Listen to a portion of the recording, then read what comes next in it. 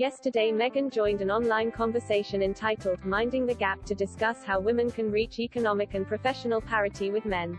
During the discussion, the Duchess of Sussex was candid about her recent efforts campaigning for paid family leave, which saw her reach out to a number of senior senators and the US Congress.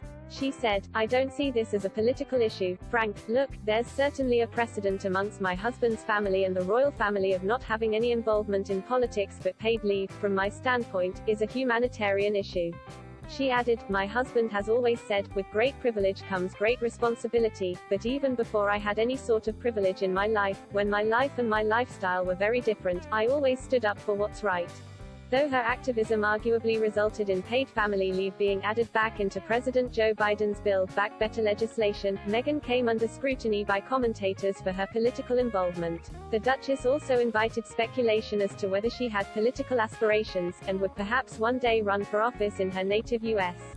University of Notre Dame academic Robert Schmull, whose research has focused on the culture of celebrity in politics, claimed that celebrities with political aspirations were a real danger to American democracy. He said, "The sense of the amateur being able to take on the system is important. That sense that anyone can do it drives many of these celebrities to think, you know, I could do that, I can be governor, I can be president." However, he added, "There is a real, not to be overly political, but I think we saw some of that unfold during the last presidency. There were many people who predicted that Donald Trump would grow and develop as president, and there is a whole tradition of that taking place.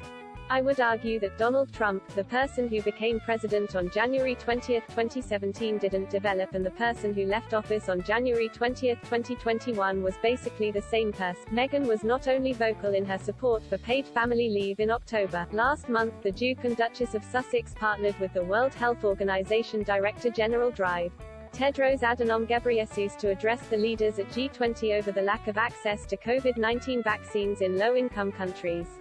In an open letter published on the World Health Organization's website, Prince Harry and Meghan said, of the almost 7 billion doses that have been administered globally, just 3% of people in low-income countries have had a jab so far.